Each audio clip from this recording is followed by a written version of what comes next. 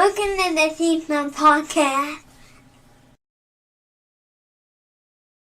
Welcome, everybody, to the Scene Snobs Podcast. I'm your host, Mick Manhattan, and we're back again. It's a Saturday morning edition. I'm here in Panel A Room at Carolina Fear Fest. We are their official media partners. Super happy to always do it. We love this place.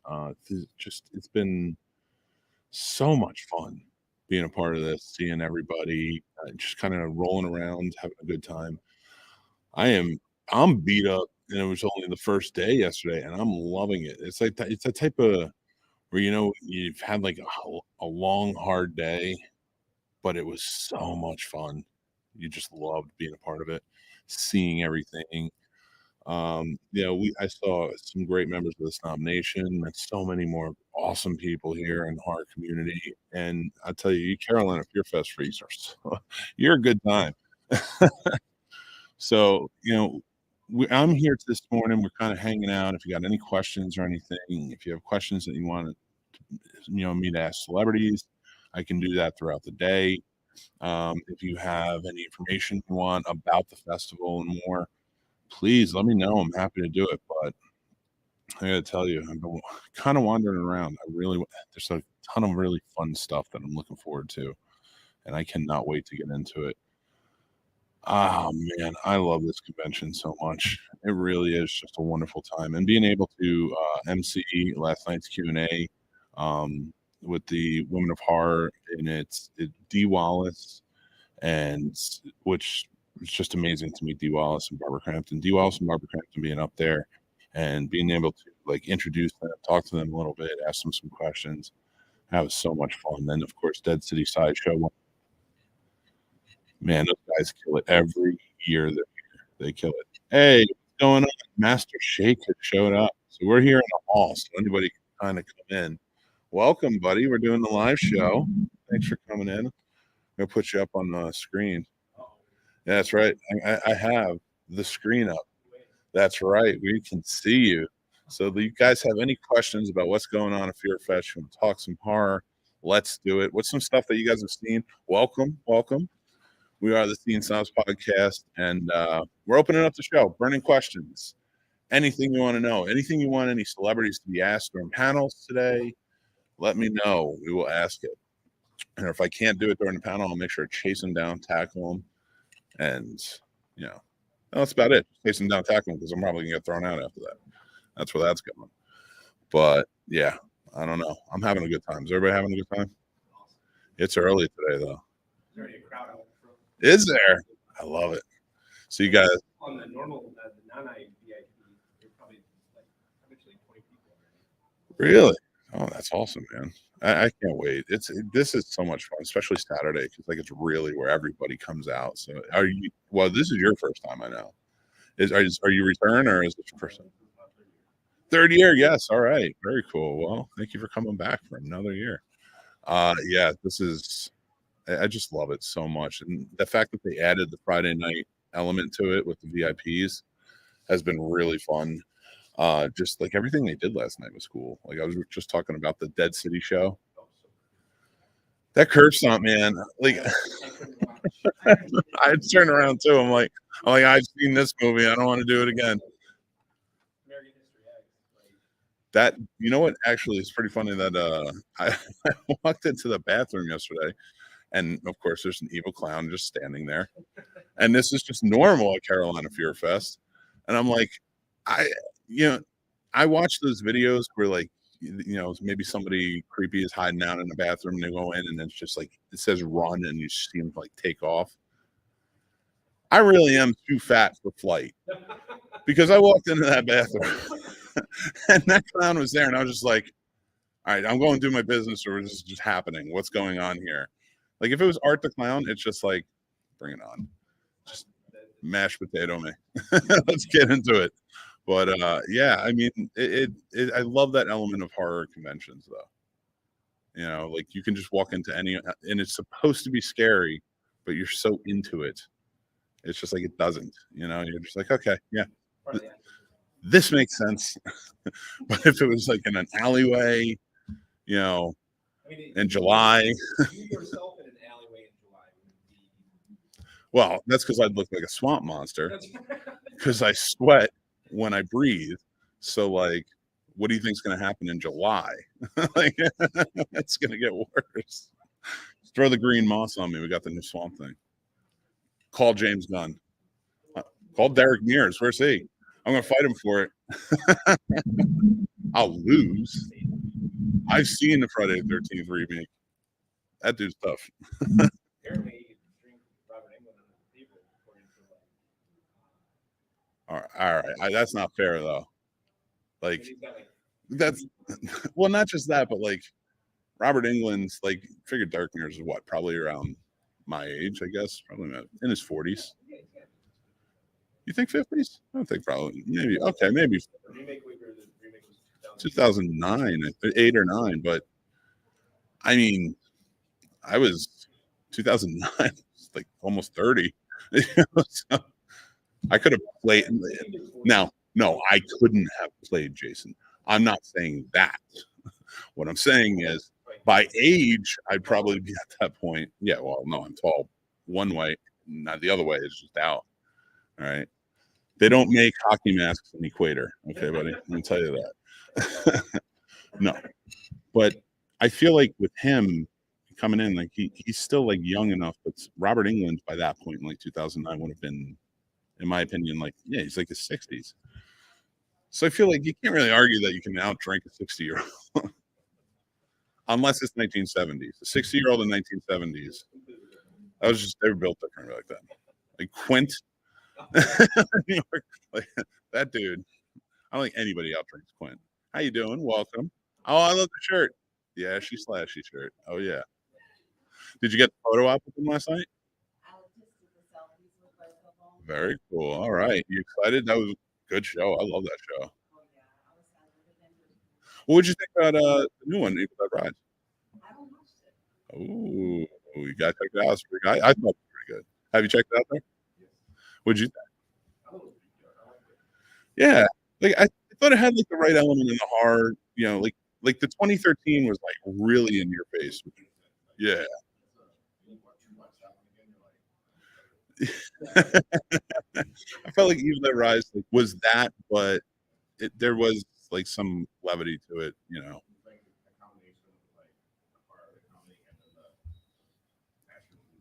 Yeah, absolutely. Because I could definitely see that fitting more in with Ash's World than the 2013. But I did like 2013. I can't take it There away. was just the right amount of nostalgia too. Like, Yeah. Just right enough. Supposedly, there's candles somewhere in the movie. It's his voice. His voice is the one that is the recording. Oh, that's what it is. Yeah. Okay. So it's, I mean, I love what they're doing with it. One aspect that I love is every director gets to design the Necronomicon their own way. I feel like that's a good element. Like, as long as I know they want to keep everything interconnected, but like, I feel like that can always change. Like, why not give it a different look each time? You know, I think it probably changed on something anyway. But, so we're just kind of getting into it more. Oh, we do have a question here. Let's see what we got. Oh, no, somebody said good morning. Stop saying good morning. Ask questions. No, hi, Jason. Thank you for joining in over on the virtual world. But yeah, so I mean, getting more and more excited about this. Who you guys met? Who you guys looking to meet today? Is there anybody you haven't met yet that you're really excited for?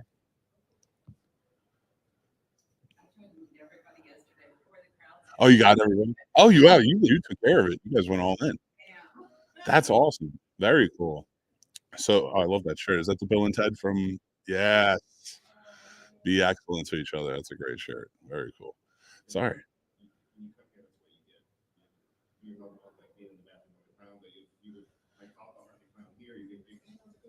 Right? Oh my God. And right back with you. Even if he's not saying anything, he's just like, you feel settled. You're my friend, Art. Like, I'm with you. Here, yeah. Out there, no. But are you guys from North Carolina, or you come visit? You're just down here for this? Is that very far or very close? Oh. Oh, is that what it is? Oh, very cool. All right. Freddie Prinze is not a fan. He might have loved the sound. I think he loved the movie. Have you heard his remarks about that? It's because they made him do his own stunts. They like forced it on him because they didn't want to pay extra stuntmen and they didn't think he was a big enough star at the time, so they could kind of push it. It's kind of like what Brendan Fraser was talking about too. Him or like, how do you say no? And he almost died in the one boat scene where I guess they had the fight, and that was like when he walked out, he was like, no, he's like, hire some guy or I'm done. Yeah. So, but he might have really liked South Point. I don't know that. I've only heard the one story. Might have just been the director. You're 100% right. That's what I'm doing now under these lights. I got my towel here, just dab with sweat. But oh no, these are all good. But, yeah, all right. Dead City guys picking on me. But so, how about you? Where you come from? Oh, okay, cool. So that's a little bit of a ways too, right? It's about 2-3 hours, right? So, man, this state is so big. Well, I'm from Jersey, so it's like you can everywhere is 20 minutes in Jersey. It's never 20 minutes, but it's always 20 minutes. That's what we tell ourselves. But yeah, like when I moved to Virginia, it was like, this is nuts. This is crazy. But all right, so let's talk some horror. All right, I want to hear some of your favorite stuff. What's some of the stuff in the vendors you guys are really looking forward to? Is it things that you guys collect horror wise that you're really into? And you guys too at home, if you're watching, let's talk about it. The coolest thing out there probably are the individual art prints that people like have done. I had a conversation with people how they digitize what they're drawing. Mhm. Like I'm pretty like illiterate when it comes to stuff like that and zero art skills. So like he explained how he takes his like any beautiful artist just like drawing with his pencil, but then he steams it into the system using high resolution photograph and does like layer in Photoshop to make it look a very specific kind of aesthetic. So it was like having conversations with the vendors about like how they craft the coolest things. Yeah, the technology for that stuff is great. Like I see in the like etchings, they have the metal plates out there. I don't know if you guys have seen them. They're etched for horror stuff. Like the fact that this stuff exists is awesome. I just love it, and that stuff looks so cool because I like those displays that you can kind of hang. I'm getting A lot of the vendors will talk with you for like, and being from Michigan, I'm worried about taking it back to the airport. yeah. And a few of them have already said if I order stuff and send them a specific message, they'll work with me for getting stuff back to Michigan. Nice. So, because some things they can sell in places they can't necessarily sell online because of copyright issues. Mm-hmm. So they'll work with you to talk to them about, like, look, I'm from, I'm Washington. Yeah. Like, I need to get it back. They'll work. Oh, that's awesome. It's really good. I always wondered, like, how do you get? I know sometimes it's hard to like travel with this stuff because like sometimes they have the weapons booths, things like that. How do you take that stuff on?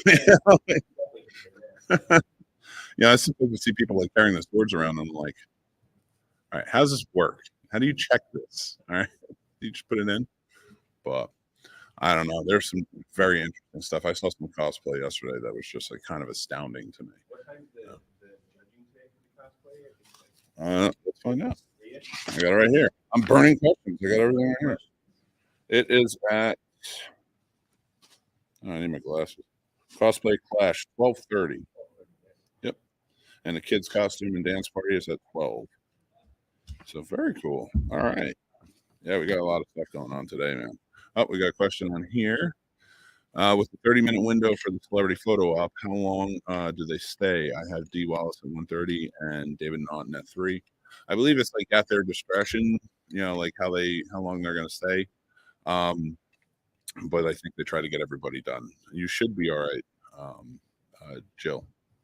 So, guys, any questions or anything about what's going on or any panels happening or anything? Oh, her 12:30. Okay. Okay, yeah. So if you have it, all right. Oh yeah, D Wallace at so Joe, if you are watching this, D Wallace is at 12:30. That's what they have listed. So just make sure I want to be here on time for that. Thank you. Really nice guy. Sometimes you go to an event like this and it's not nearly as important. They have a really good layout on the guide. I forgot mine in the hotel room, so I picked up a new one today. Nice. Yeah, right. So you haven't. So how's everybody? Where you guys all staying like around the area? You guys staying in hotels around the area? Very cool. I just realized the last few years we've been staying at the Ramada. There's like 40 hotels in the area. Like, what is happening here? Like, why didn't you guys, show yourselves last time I was around here? So I knew. This morning there was entire. I think it was. What is it called? Field hockey? Is that like kind of? Yeah. Oh, lacrosse. Oh, field hockey. Yeah. Right? Yeah. Field hockey team from. I want to say Auburn, maybe. Like anyway, we were all this morning and I didn't get breakfast because of that. Oh, really? There was 20 of them. They're all 6'3", like Amazon packages, and I'm like, oh, I'm just going to take a shot. Kick home. Well, I've learned some things today. Field hockey, I guess, is played in the springtime, and field hockey is real. I've never actually seen it played. I don't think I've ever seen it outside of TV shows. Yeah. I think that's what it's called too, right? I guess so. Like I've only ever seen it on TV shows. Like, it said F&H on all their shirts, and so I'm gonna take your word for it. I'm just gonna say yeah. They're so tall. They're all so tall. Or did you just run into a group of tall women and say, no, they were all like you guys play field hockey?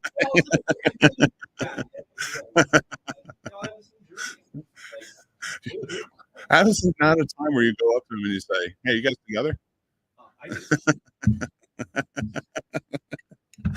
Just have fun with it at that point. Go for it. So many of them just didn't want to try to wait for breakfast. I don't blame you. I get it. Okay, Chris Harris just pulled up. I guess he's watching the show and he's driving. Be careful, please. Don't do that. We don't want a real horror show. So my wife and I, who's sitting over there, my lovely bride, we're driving back to our hotel last night. And there's a road called Hooker Road. And it's a dead end. And we look down it. And we want to talk about horror movies. This looks like something. It's like the perfect setting. It's just like a wooded back road. No. I look down it. I've learned my lessons. See what happened now? I'm a parent. We die. They don't care about the parents. Like, if something happens in the house, it's the kids that are in peril, and the parents have to figure it out. Supernatural. Good. Fine. If something happens down a dark, creepy, weird street, you're human. You're going to die. Somebody's going to come out like a pig mask, and I saw him running around here yesterday, so we're dead. I'm fine with that too, but I'm much slower than a dog, so I don't want to die. And you're next to me, and I'm not faster than you. So, again, when it comes to fight or flight, there's no flight. I either fight or I'm like, let's just do it. Let's get this over with. It's over with now. Like if I'm let's say I'm in the movie Alien, I'm dead. You're like what's his Dean Stanton? His name? How he just looks up and just gets smoked. Yeah, that's it. That's how it goes. Except I don't get scared because I'm like, yeah, this checks. That's where this is going. Like I knew the second that thing popped out of his chest, I was going to die. I think it came out and said, "Hi, Dad," and I'm just like, I don't know how this works, but fine. I'm still like, I die. Like this is how this works because something weird is going to happen. So I don't know. In horror movies, if you name a horror movie, sometimes I will like sit there and think, and I'm like, yeah, no, I'd die. That's it, real quick. Like probably the first act. You have to be the first guy in TCM just because like you're the tallest. I'd be like, I don't even think I'd make it in the van. They'd drive into Texas and I'd be like, this is sweltering. I'm not going there. What are you, crazy? Like, I didn't want to be in New Jersey in the summer. You think I'm going to Texas in the 70s? I feel like that. I think it was extra hot in the 70s. Listen, all I know is I've seen Cool Hand Luke and I've seen all these other, Texas Chainsaw. It was just hot back then, all the time. It was New York City where they wore suits. It was LA where they were all like glitz and glamour and just hot all over. Everybody was sweating. Yeah, that's what happened. Yeah, well, all I know is I would just sweat and die in horror movies. That's what I would do. I would be the guy in the chair, the fat guy in the chair. That's it. But again, I wouldn't be scared. I'd just be like, yeah, no, it's fixed. I mean, I don't know how I didn't hear the chainsaw the whole time. But all right, I'm here. Let's do this. So we're getting into it a little bit more. We're going to kind of wind down a little bit, but we are doing some fun things all day long. So if you come over to our table, we're doing Stump the Scene Snobs. We're going to have some different topics for you guys to choose, chance to win a little trophy, or you can come over and, give me some, or I'll give you some trivia, you can some stickers, buttons, stuff like that if you want to do that. We do official media, representation for Carolina Fear Fest. So it's kind of like pick up and answer the questions for everybody as they go during the convention. So if you guys have any questions throughout, you can come over to the table today. If I'm not there, probably doing a panel, so I'll be back. If you have questions for that, find me. I'm happy to do it. I'm doing Ian McCulloch's panel today, Robert Mukes, and no, I'm not doing the Texas Chainsaw Massacre because I'm gonna sweat. I'm not gonna do it. I told you this already. and I'm doing the final show at the end of 5 p.m. So yeah. So if you guys want to be a part, jump in on that.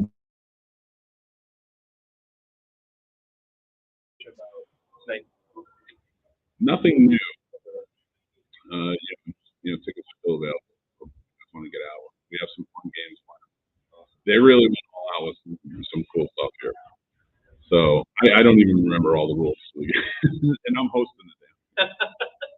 So, but I just know that my outfit, it looks ridiculous. My character's even more ridiculous. And I'm going to have so much fun. So how are they doing tickets for drinks?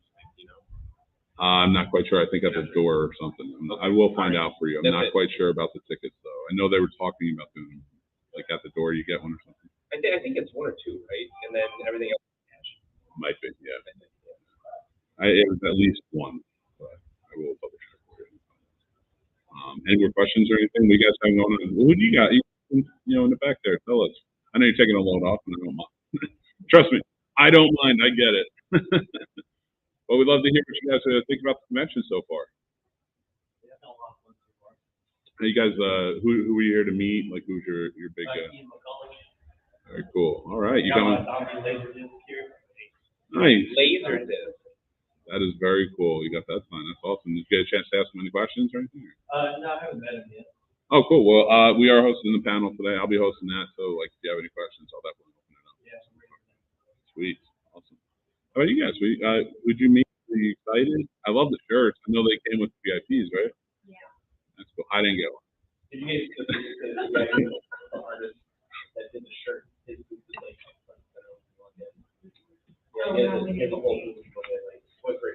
Yeah, so like I guess he was like the artist of the show, the star, or the artist or whatever, and it's a very cool honor. I didn't mean to just blow that off, but they have prints of those available and things like that. You can get that. But yeah, his stuff is over there. It's really good. I like it. That Star Trek stuff is pretty cool. Oh man, like it's too bad you get War Factor at that for. I know, yeah. I want to get something. I know stock isn't in there yet. We'll get that. So he watches the shows and listens to shows. So we have another show where we do a Star Trek rewatch. So it's like recap everything in chronological order we're going through. So that's kind of like where we're going. But we're here for horror. What's the horror movies? Mary, why'd you ask that question? I know. Why? Get out of here. Horror, not sci-fi. I'm What's wrong with these people? I'm just kidding. So let me some of your favorite horror movies. Some of yours. Showing me. It's the worst horror movie ever made. I know. I know how mad you got about it. You got so mad I left it off my list. Oh, couldn't believe it. I love The Shining. Sorry. How about you guys? What's your favorite horror movie? I would not survive. That's my favorite. That's it. In fact, I'll give you guys a spoiler alert. I would not survive any of them. Any of the movies, the versions. Especially the more high octane remakes. I wouldn't happen. Nope. I've. So but at least I give you credit. You would run. Like I would just be like. Like I might at first, but like. My knees don't work. It's not going to happen. You know what's a good ultimate test? You know the ending. This is already a failure. Like the ending of season 1 of Walking Dead, where they have the CDC. Yeah. They just know it's like they could either be pain or just die there. Yeah. And Mr. Shake is always like, just leave me at the CDC. And I was like, I'm just gonna drag you. And I'll just like, you're coming with me. I'm not dying. I like winning. I like winning. So you're telling me you made it into that series? I did not make it to the end of it. You know what I'm telling you? I didn't make it to the pilot. Like I didn't make it there. Like it broke out. Like we go back to Fear the Walking Dead, right? Because that takes place before. Yep. Maybe I made it there. It's a little bit. Seeing it, no, it's weak knees, man. Weak knees. I can't run anymore. It's over with. Gave it up. So it's like I'm not fighting hordes. That's a word you'll never fight. That's not going to happen. What, maybe like hordes of fifth graders? That's about the only fight I'm winning. And I still got weak knees. Even then. Yeah. You do realize we're talking about fighting fifth graders. That's the only way we're going to win this one. Cooties. That's it. Like, what a great movie for that. Oh, man. That's a good one. Great horror. That's a good one. I think it kind of went undersold just because, like, when it was released. But, like, I think they just, that's a movie I feel like fell to bad distribution.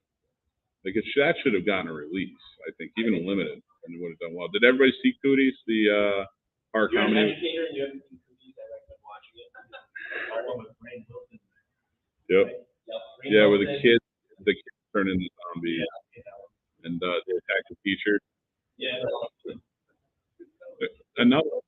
There's another one in Wongo where she's on a class trip. She has to protect the kid from zombie outbreak.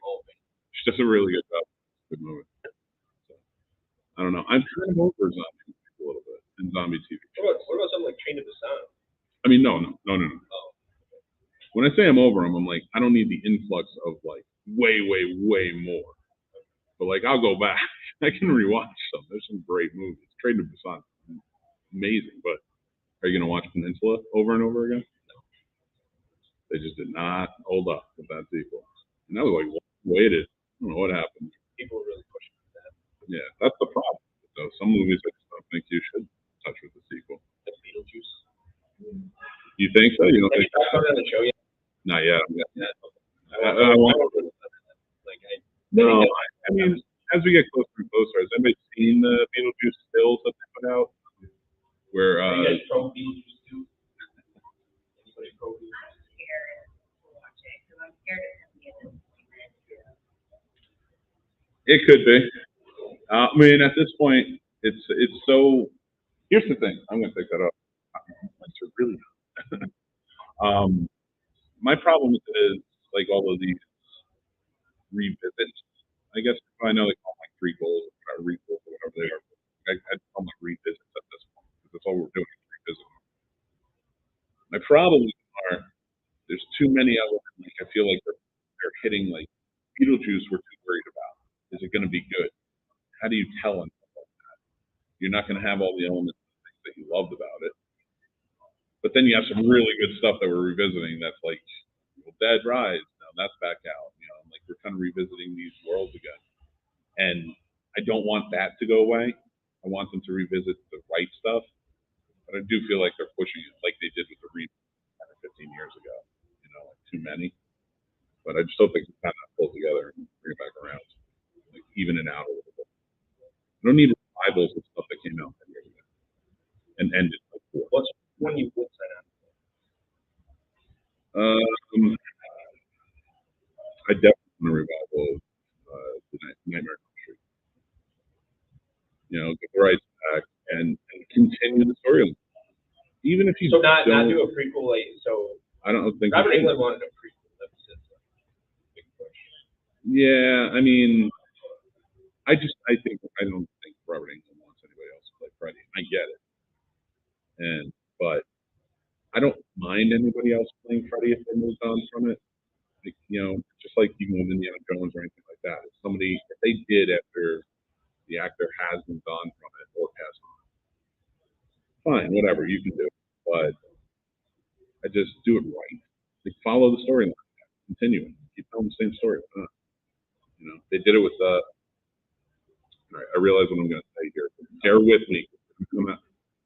They did it pretty good in 2018 with Halloween. They didn't follow it up too well.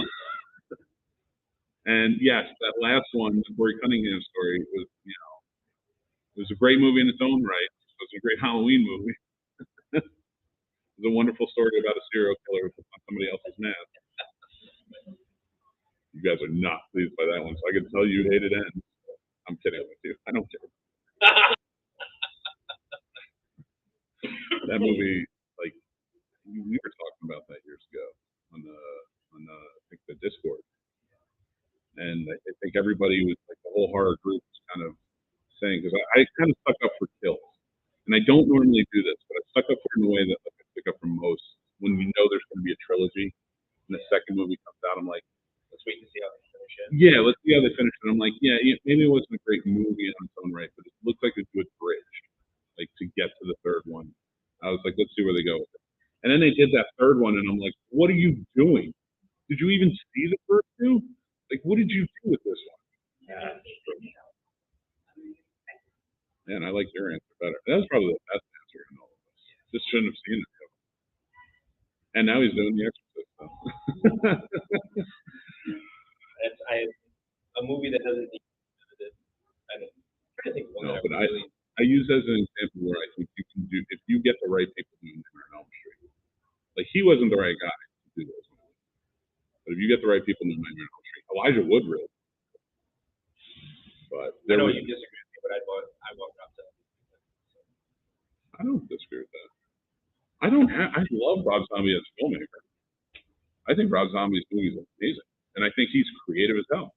I just don't think he's the strongest writer. Like, his stories. No, I like his editor. I think he does a good job. Because he's so stylized.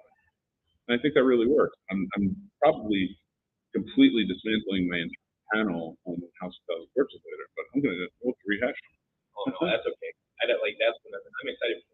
I know, that's what you're House going of to do. Thousand Corpses, I think, like, kind of one of those that got buried because the sequels were so, like, Remember when that first trailer came out? I remember that first trailer for House of Thousand Corpses. It was just like he was panning through the. Which one? Is it Reed Wilson that too? Yeah, he plays the fish boy. Man, that guy's doing more than he He's a big art man. But they're panning across like this really thick cemetery, and like all of a sudden you get to it, and it's like Dr. Satan like digging the grave. It's like Rob Zombie's House of Thousand Corpses, and like you're just like, oh my god, this guy's directing a movie. Like, heads explode. Like, we were all in. We love his music, but yeah, that was exciting times. Like, I love House of Thousand Corpses, and Devil's Rejects is great too. I think after that initial like promotion and excitement, he was calmed down and kept because it seems like every time Rob Zombie comes out with something, everybody's like, oh, we know who's going to play the female role. And like, I know it's a tongue in cheek, but I do think it like takes away from his talent. Yeah, I do too. It's no different though than like the 1950s, 1950s Hollywood. How many directors just think they're good? Well, they all have their stock on them. You know, and I agree with you. Like, because you have your stock on. Look at James Gunn. James Gunn uses the same actors all the time. James Gunn doesn't use them in the same roles. That's the other. I guess maybe like they versus switch how them. much playing. You know, like if they're playing something, it's like, yeah, you were a star in this last movie, but you're just gonna play a bit part in this movie because I have other people envision. That's a smart director looking ahead, and he's a good writer, and he knows what to write for. Even in Tarantino, he does the same thing. Like he knows who to put where, and if he needs to go outside of his stock to get somebody, he will. Rob Zombie has a great stock company, but there's a lot of people. I really think that if he just not even take his wife out of the movie, but just switched her somewhere else, maybe a different role, she would shine, and his movies would probably shine a little bit better with the acting. But I think his stories need, if he got like a writing partner that could really help him hash out some of these things, some of these little quirks in the stories, man, that guy would stop. Those Green should show his maybe. I don't know. I wouldn't do that to Rob Zombie. But I gotta tell you, he's talented all around. I think he makes a good filmmaker, but that writing is the one thing. But I think it's the same thing with Ari Aster. We've talked about this. I think Ari Aster is a beautiful filmmaker. Watch it. Yeah, be careful. Oh yeah, We have some Ari Aster fans with our show, and they do not like my take on Ari Aster. It is completely okay to speak your mind. I believe in everybody's right, to like whatever you want. Like people got mad at me about Red Theory and some of the things. I know exactly what's going to happen with the movie. Yeah. You can't trick horror fans. You can't do it. And that's some of these directors try. Like they try to just be like, well, we'll just carbon copy this thing that we know you love. They try to copy it and do their own thing. And you're not going to trick horror fans. Give us something new. Give us something fresh. Give us your take on it. Or even if you're doing something else, give us your take.